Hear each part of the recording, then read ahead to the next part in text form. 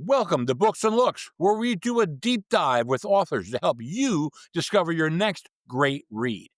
Little Green Men, Devastating Invaders. Today we are taking a look at Martians and the history of our fascination and investigation into the planet Mars. When did it start? Who were the major popular investigators of the Red Planet? And what role did H.G. Wells and the Yellow Press play in our perception of what a Martian would act and look like? Who was Percival Lowell, and what role did he play in the Martian Saga? And what about those infamous Martian canals? Were they actual canals, irrigation ditches, vegetation areas, or just a mistake? Well, I'm Blaine DeSantis. This is Books and Looks. Today we're chatting with David Barron about his new nonfiction book, The Martians, the true story of an alien craze that captured the turn of the century America. David Barron, welcome to Books and Looks. Thank you, Blaine. Happy to be here. So happy to have you. I read your past book, American Eclipse, and I saw this and I said, boy, we got to talk to you about the Martians. And before we get into the Martians, you were telling me something about American Eclipse. Tell everybody about that book and what's happening with it. Sure. So my previous book, called American Eclipse, is the true story of a total solar eclipse that crossed America's Wild West in 1878. It was actually an important event for the evolution of American science. It was a chance for a young America to prove to the world that we could compete in science on the global stage. And a lot of interesting characters came out to Wyoming and Colorado for that eclipse, including Thomas Edison. Right after he invented the phonograph and right before he invented the light bulb, he came out to study the sun during a total eclipse. But anyway, what you're referring to is the book was first published in 2017 at the time of, you may recall, there was a total solar eclipse that crossed the country from Oregon to South Carolina. And anyway, after the book came out, I was approached by some Broadway producers who thought there was a musical in my book, which I didn't see. But the musical has been written. It's a wonderful, wonderful show. The composer-lyricist is Michael John LaChiusa, who has several Tony nominations. He's had a number of things on Broadway and also off-Broadway. The show's been written, but it has yet to have a world premiere. I can't give anything away yet, but it is likely to have its world premiere late next year. And the goal is for it to be on Broadway in 2027. And coming to Greenville, South Carolina in 28 or 29 with a traveling Broadway cast. We hope so. Let's hope. I'll be there. Yeah. I'll be there. Well, that was a wonderful book, fans. That was a wonderful, wonderful book. We're going to talk about Martians. Okay, we're going to talk about, Martians. And I want to start out by the 1906 headline in the New York Times that screams, "There is life on planet Mars."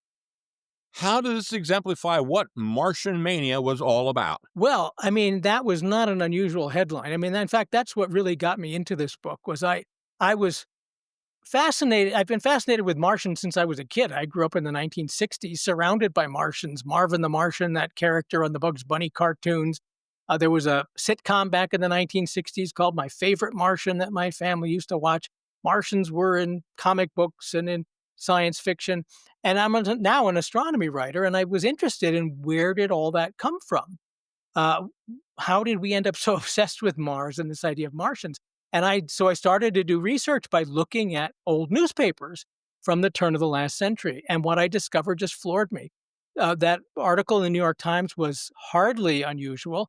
There were articles in all sorts of papers proclaiming the existence of life on Mars, attempts to communicate with the Martians, questions about what we might learn from the Martians. Alexander Graham Bell, the inventor of the telephone, who was by then a kind of an old and respected member of the scientific community in America, he said there was no question that the Martians existed.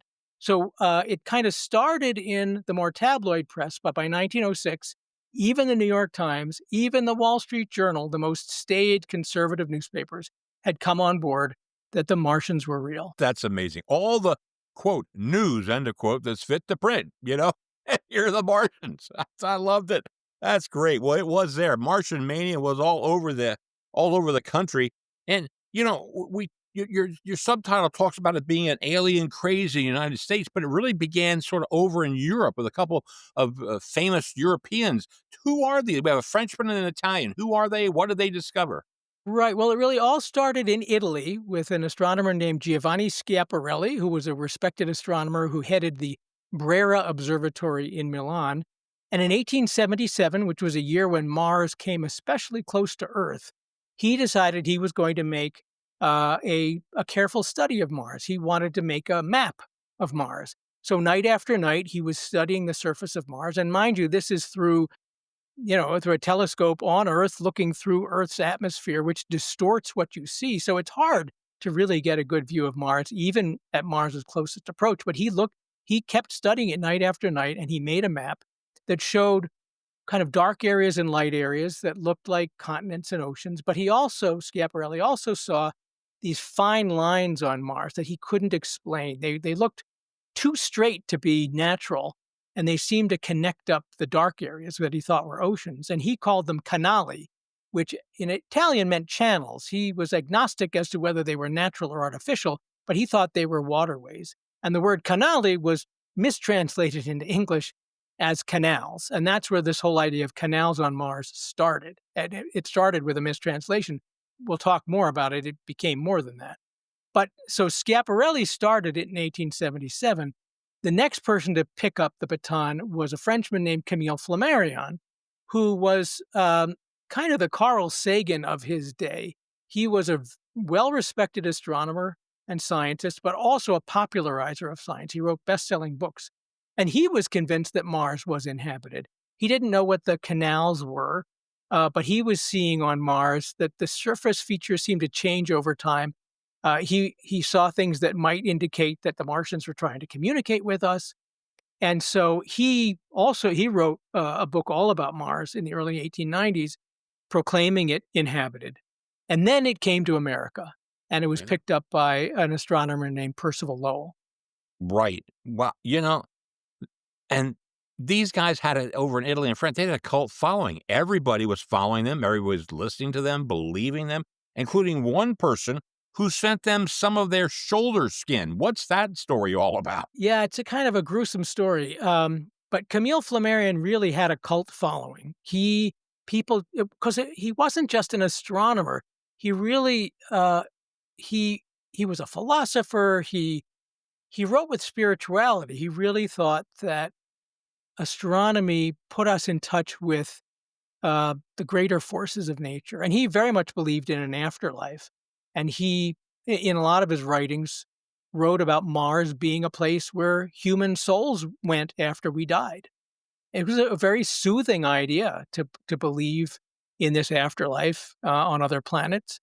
And there were people who really revered him, including this young countess who was a secret admirer of his, who died of tuberculosis. And before she died, she asked her physician, again, this is gruesome, to take the skin from her shoulders and send it to Camille Flammarion with a request that he use it to bind his the next book that would be published after the gift came.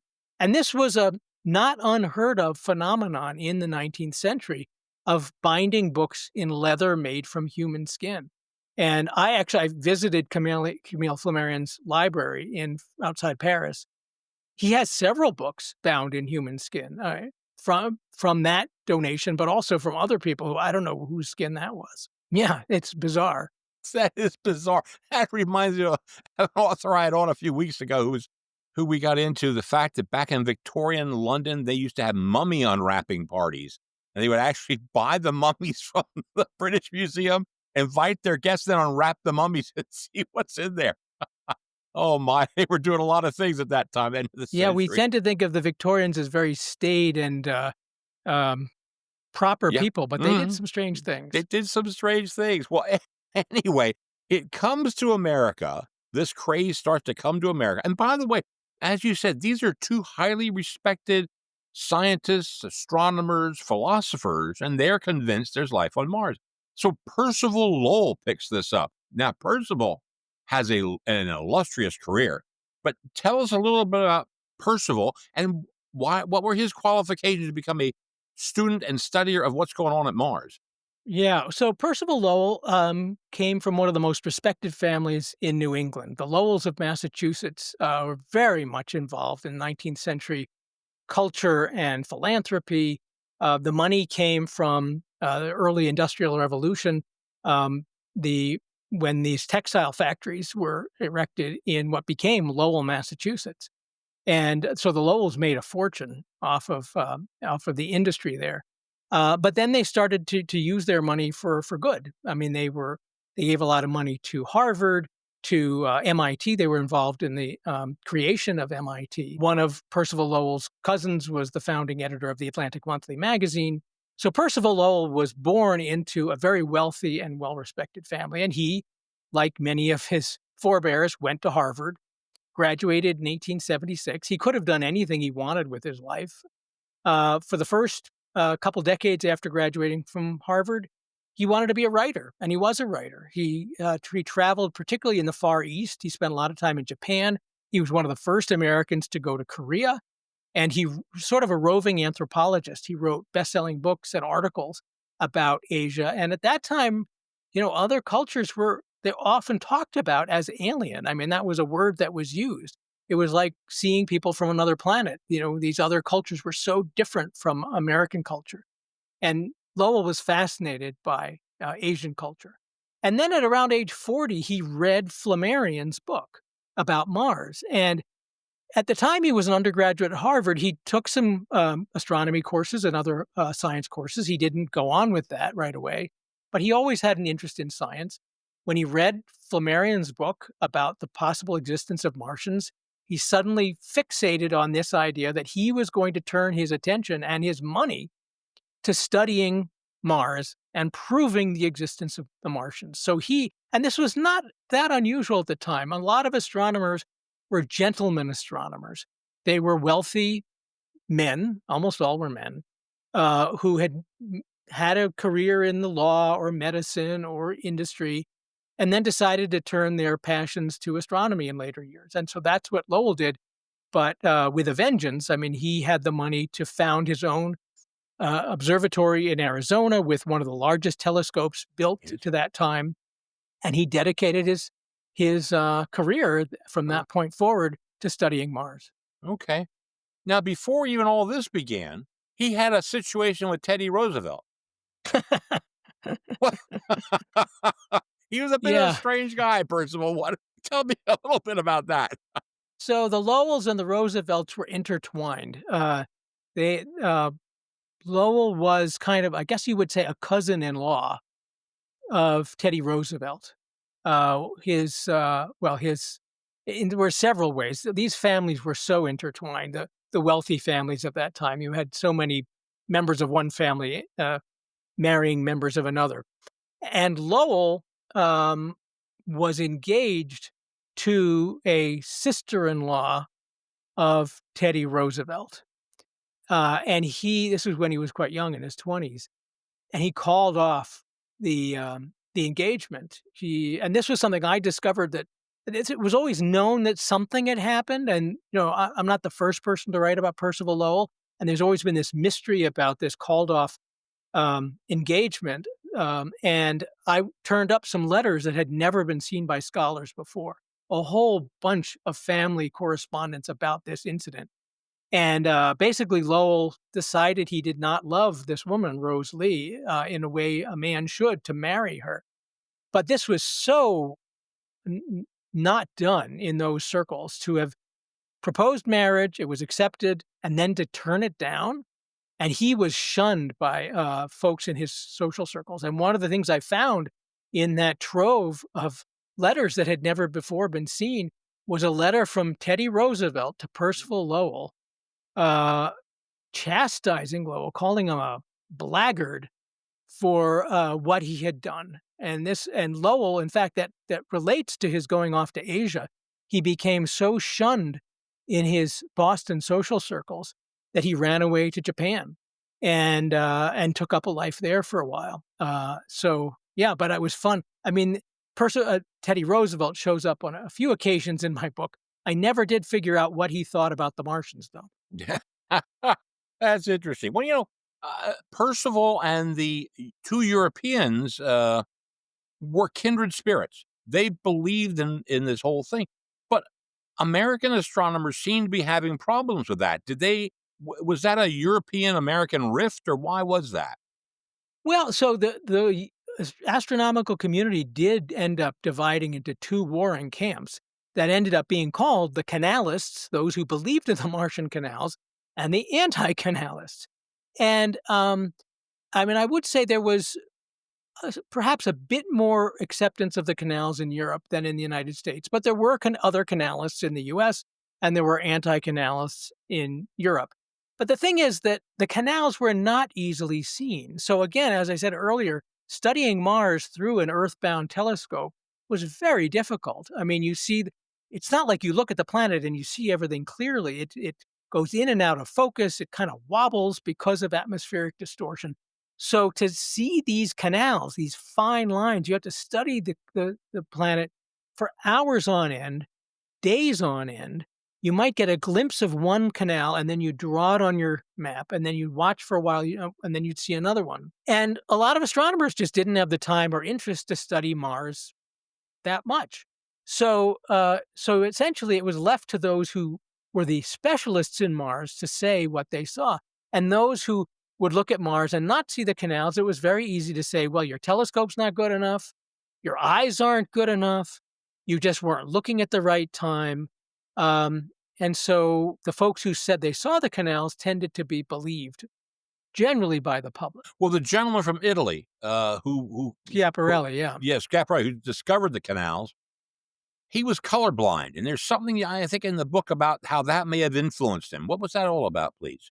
Yeah, well, this is a point that's been made by another historian of astronomy named William Sheehan, who's written a number of fine books on the history of Mars. And he pointed out that Schiaparelli was colorblind, and that may well have affected the way he saw contrast, the way he perceived the difference between light and dark by not seeing colors the way others do.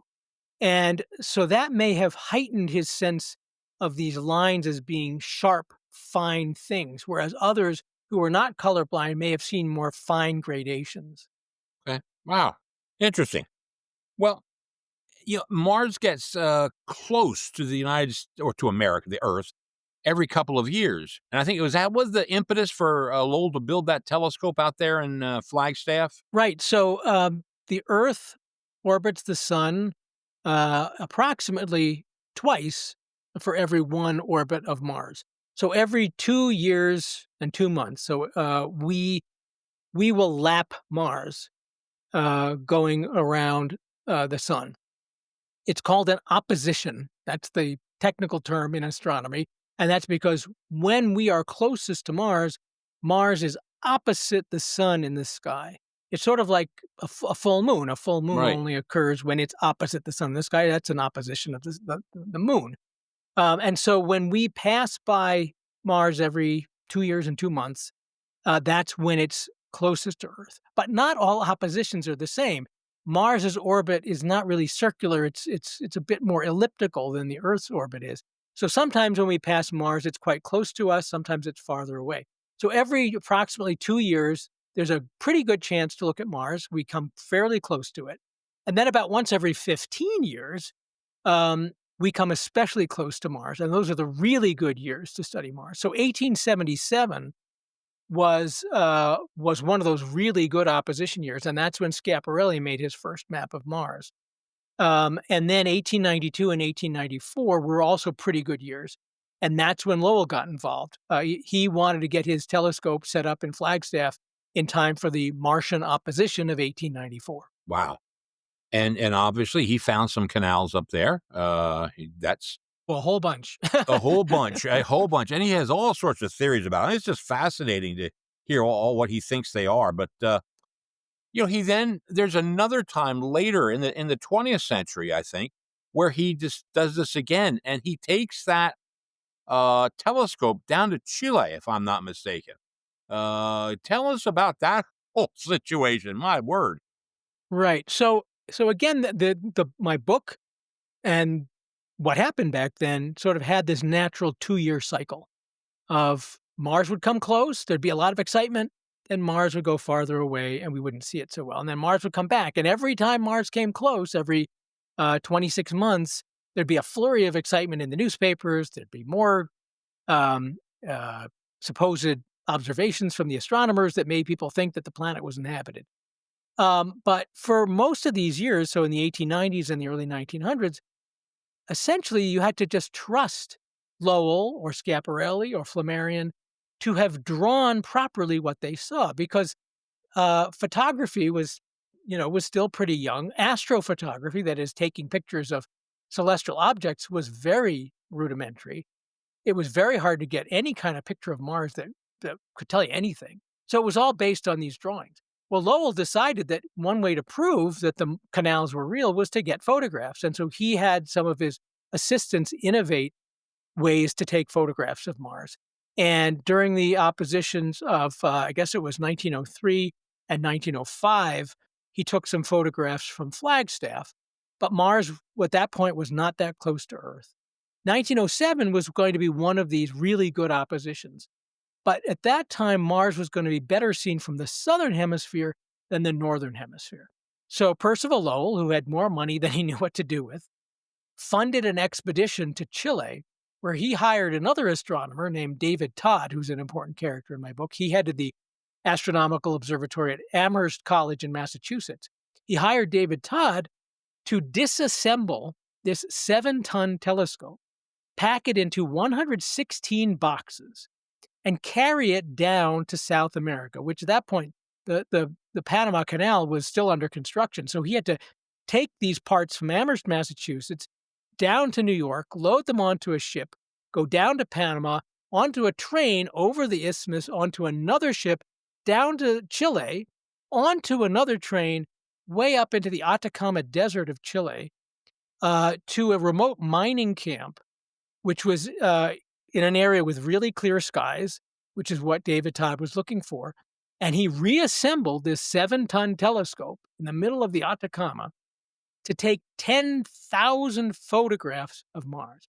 And these were tiny little photographs, a quarter inch apart, across. Yeah. And I've seen the originals, and there's only so much you can see in a quarter inch photograph. But at the time, that was considered remarkable because you can see the surface of Mars. There are dark areas and light areas. And if you look really hard and use your imagination, you can see some lines.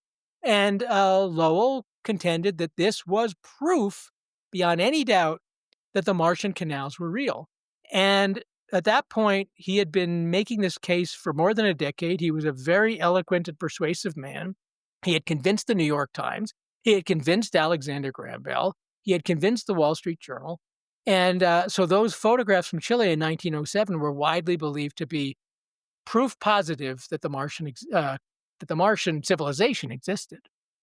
What I found fascinating, not that he just disassembled that massive telescope to take it down there, is he wanted to prove this, but he wasn't going to go down there and be there in person.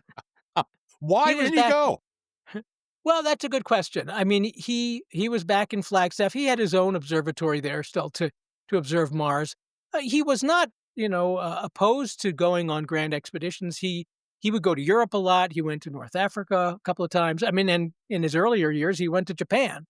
But I think he just didn't have the time to spend the months to go down to Chile at that point. But I might say a little bit more about these canals. Sure. So as I said earlier, when Schiaparelli saw the canals, he didn't really mean canals, he meant channels. It was the mistranslation of canali in Italian to canals in English that first planted the idea of artificial canals in the public's imagination. But when Lowell came along, he actually said they were canals. He wasn't saying they were navigation canals, but irrigation canals. So it's quite a complex theory, and I can't get into all the details in the time we have. But basically it was this. Mars, he said, is an older planet than Earth. Mars solidified before Earth did. Mars became habitable before Earth was habitable. If life then evolved on Mars, it got there first. It became civilized there before it became civilized here. So the Martians are in advance of us in terms of evolution, was the theory. Mars, in the meantime, being an old planet, was losing its water. It had once been a lush place, but its water now existed only in the polar ice caps. And in fact, through a telescope from Earth, you can see the polar ice caps on Mars. There are these white caps at the North and South Pole that will grow and shrink with the seasons. Lowell saw them, so he figured, there's ice on Mars. And the way the canals appear to him and to others, they seem to come into existence in the spring and summer in a given hemisphere on Mars, and they'd fade in the fall and winter. So here was the theory. Mars, being an older planet, had allowed this civilization to thrive, but now the civilization was trying to hang on as the planet was dying. The planet was losing its water. The only way the Martians could survive was by tapping the meltwater coming from the polar ice caps in the North and South Pole.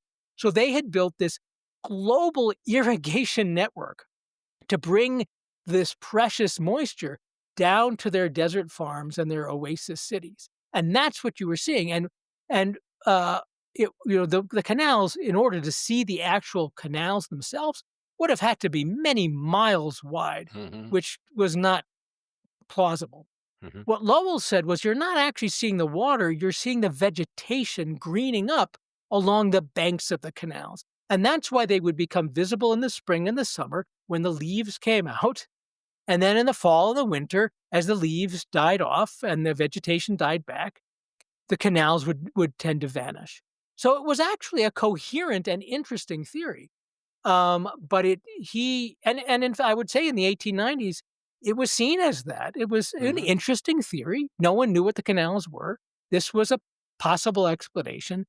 But Lowell just kept pushing it, and he refused to see any holes in his theory. He kept claiming that it was holding up.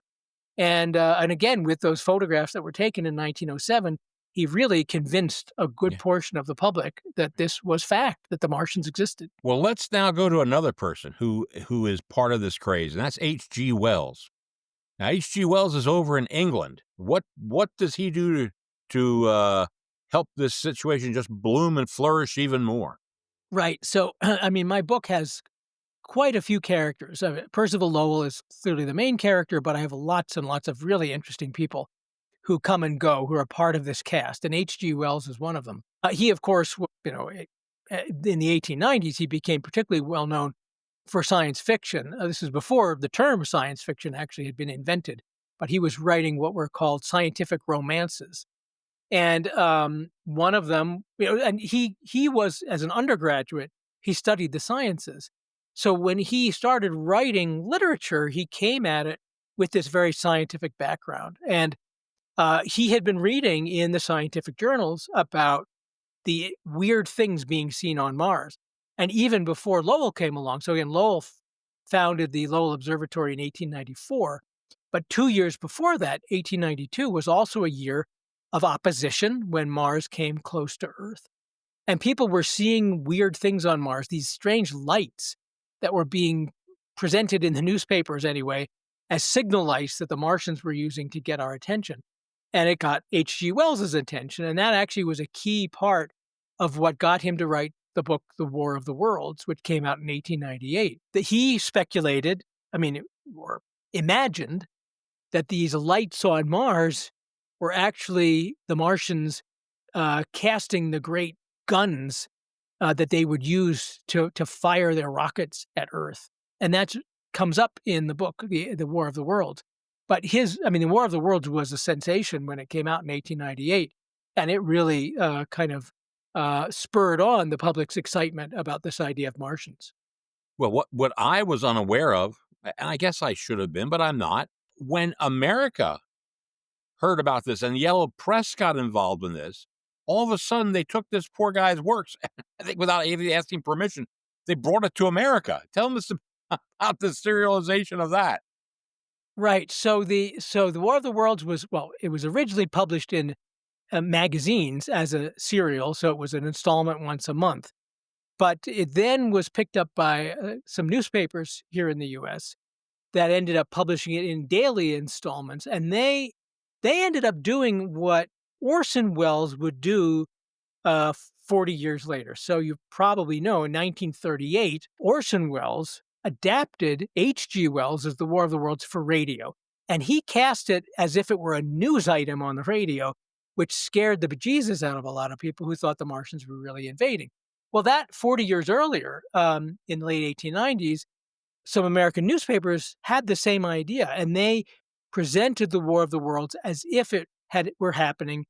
They said that it was fiction, but it was presented in newspapers as if it were happening, and they brought it to America. So in the original War of the Worlds, the Martians first invaded London.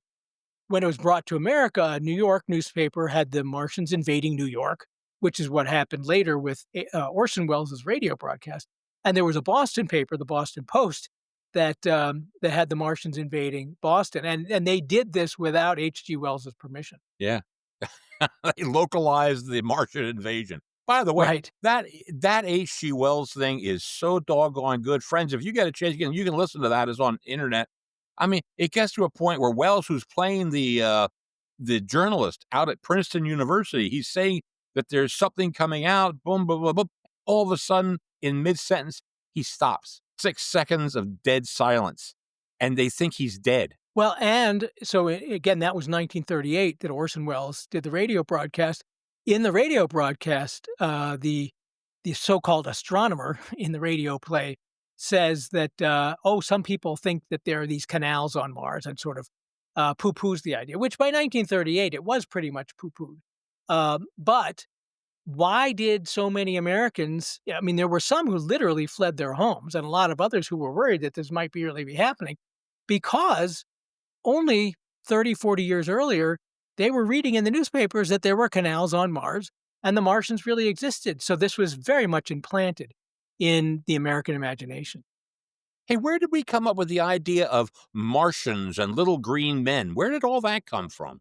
Well, so little green men, I'm no expert on that. I believe that the little green men thing came later with the UFO craze. And I'm sure there are plenty of links between the Martian craze that I write about in the 1890s and the first decade of the 1900s and the UFO craze, which is more the 1940s, 1950s.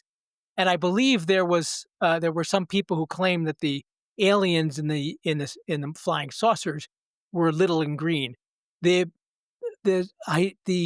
depictions of the Martians back in the period I write about, no one said they were green, and they actually weren't little. They were thought to be quite tall, because Mars, it was known, had less force of gravity on its surface than the Earth does. So the speculation was that a creature could grow tall and lean without having all that weight crushing down on its muscle and bone. So beings could grow taller on Mars, and it was thought the Martians probably were tall. Friends, you just don't believe everything you read in this book. It's just out of this world. For a nonfiction book, you're like, that can't be. It can't be. Well, and let me emphasize, I mean, I take my historical writing very seriously. I mean, it took me 7 years to write this book. I was in archives all over the place. I have thousands and thousands of newspaper articles. I have citations in the back of the book. There's a lot of the book that's hard to believe, but it's all true. It is. Absolutely. It's just, listen, one of the things that's most amazing is they actually got the U.S. military to go into total radio silence at one time. Why were they doing that? Well, so that was in 1924. 1924 was another year when Mars was in opposition, and it was a particularly close opposition. Mars came closer to Earth than it had been in a century, I believe. And even though by 1924, by then Lowell had died, he died in 1916, and his theory of the Martian canals had pretty well been by then discredited among astronomers, still, the public very much held on to the idea that Mars could be inhabited. And I mentioned earlier David Todd. He was the head of the observatory at Amherst College, who took the 7-ton telescope to Chile in 1907. In 1924, he was still obsessed with Mars. And he thought, well, if Mars is coming closer to Earth than it's been in a century, what a time for the Martians to shout hello to Earth. So if there really are Martians, this would be what they would know. This is when they would try to send radio signals to Earth. And David Todd convinced the American military during that time when Mars came closest to Earth to silence the radios, to not actually send out signals, but to listen in case the Martians decided to try to reach out to us. Pretty amazing. Absolutely amazing. Ay, ay, ay, ay, ay. Well, it took decades for the astronomers here to really discredit Lowell, and that's amazing too because, you know, we were talking about quarter-inch pictures, we're talking about this and that, but they couldn't really discredit him for the longest time. What was the final straw that showed that it wasn't like that? Well, so it took a while for the Martians to kind of come into existence in the public imagination, and it took Mhm. a very long time Yeah. for them to fade away. So there's kind of what happened with the astronomers, and then there's what happened with the general public.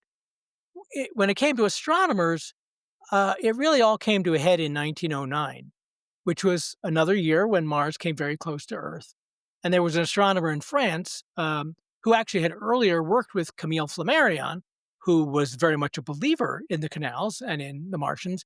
But this other astronomer named Eugène Michel Antoniadi, he had once believed in the canals. He drew maps of Mars with the canals, but then he started to wonder if they really were there and if perhaps it was a matter of the eye playing tricks on the brain, looking at an object so far away, it's so blurry, so hard to see through the Earth's atmosphere. Maybe those lines were really optical illusions. And in 1909, Antoniadi had a chance to study Mars through the largest telescope in Europe at a time when the conditions were just perfect. The atmosphere over Paris for a few hours one night was perfectly still, and he saw Mars. I mean, he felt like he was dreaming, like he was sitting on one of the Martian moons, looking down on the surface. Everything was that clear, and he, this man who had once drawn the canals on Mars, knew where they were supposed to be. They weren't there. Where he had seen straight lines, he now saw very natural features. And so the lines disappeared when he had very clear view. And he went out and tried to discredit Lowell and pretty much did in the scientific press. So among astronomers, the whole idea of the canals being real and being the constructions of intelligent beings pretty much died out by the 19 teens. But in the public imagination, it took much longer. And even so, there still was this sense that something weird is going on in Mars. And even if they're not artificial canals, why do people see lines there? And maybe there is something going on. And it wasn't until the 1960s when NASA sent its first spacecraft to go zooming past Mars to take close up pictures that the canals really vanished. Because then these photographs showed there's nothing there. I mean, there's nothing that even looks like a straight line where these canals had been. Wow, that's interesting. Hey, if you could ask Percival Lowell one question, what would you ask him? Geez, that's a very good question. Talking to Percival Lowell, I think would be a very frustrating experience. He was a stubborn man, stubborn and egotistical. Fascinating. I mean, I think he did a lot of good. He really got the public excited. We can talk a little bit more about this, but there was a lot of good that came out of that Mars craze. But I think it would be very hard to have a real conversation with him. If you doubted what he believed, he would just dismiss you.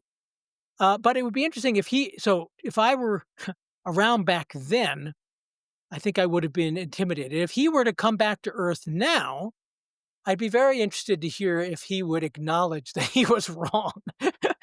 If he would look at those photographs taken by the Curiosity and Perseverance rovers on Mhm. Mars that clearly show no civilization, I would hope he would acknowledge at this point that he was wrong. He might not. He He really might might not. not. I tell you, he was something else. And that's one of the hardest things about writing about him. He was a fascinating but a very difficult character. He was. I mean, I think he was very self conscious. He gave very few interviews. It's interesting. So we talked earlier about my book American Eclipse, which again it was a similar experience of writing that book. That too was a historical tale that involved a lot of research into newspapers and archival collections. One of the main characters in American Eclipse was Thomas Edison. Thomas Edison, of course, was a celebrity. He wrote a lot, but he also made himself available to the press. He loved to talk to Yes. journalists. I had no lack of wonderful quotes from Thomas Edison when I was writing my book, American Eclipse. Percival Lowell gave very few interviews. He wanted to control what he was conveying. So he wrote a lot. He spoke a lot. When he spoke, it was from a script. I mean, so his speaking was very much like written English. He was very formal. And so it was hard to really get a sense. Even his correspondence with friends and relatives had this sense of formality. It was very hard to get inside his head. And it was great when once in a while I would find some glimpses of the real man behind this mask that he would put on. Fascinating, And I think, you got me thinking, David, everything since the Martians and since the Martian Craze, we're still putting human characteristics on characters from outer space, be it in science fiction, in movies, Star Wars, Star Trek, you name them, they all have some human characteristic. And why do we have that, do you think? Yeah, why do the aliens look like us usually? Yeah. I think it's a lack of imagination in part. But also, so what are the lessons of my book? I mean, I think there are two kind of contradictory lessons. One is it's a cautionary tale about how we have to be careful not to fool ourselves into believing things because we so want them to be true, right? So back at the turn of the last century, people wanted to believe in the Martians because, we talked about H.G. Wells and the War of the Worlds. In that book and later radio drama, the Martians were these hideous, monstrous creatures that wanted to destroy Earth. But that actually was not the general sense of the Martians.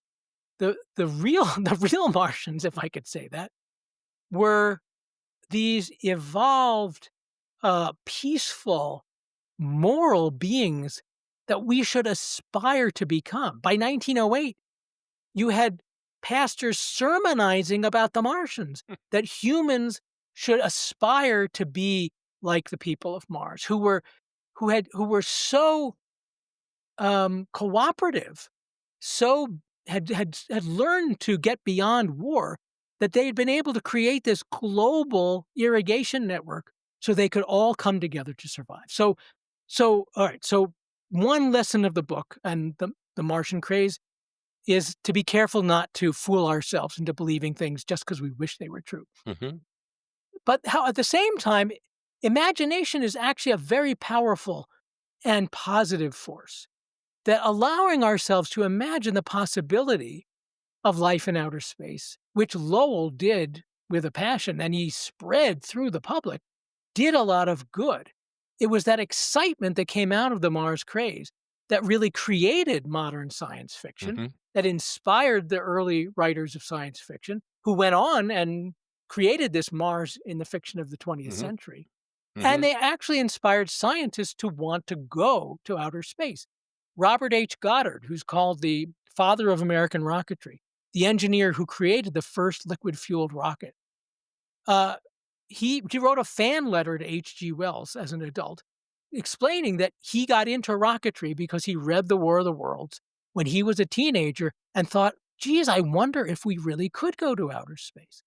And Carl Sagan wrote quite a bit about the fact he became a planetary scientist because when he was a kid, he read the science fiction of Edgar Rice Burroughs, who's best known for his Tarzan books, but who also wrote a series of best-selling books about Mars and the adventures of John Carter, this Earthling who would go to Mars. Carl Sagan wanted to emulate John Carter and go to Mars. He couldn't go there bodily, but he could go there with spacecraft, and he helped send the Voyager spacecraft and other spacecraft to Mars. So getting back to, it's a long way of answering your question.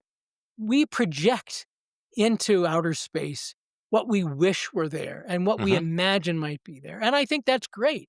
What we saw on Mars 100 years ago was kind of the Earth, but better.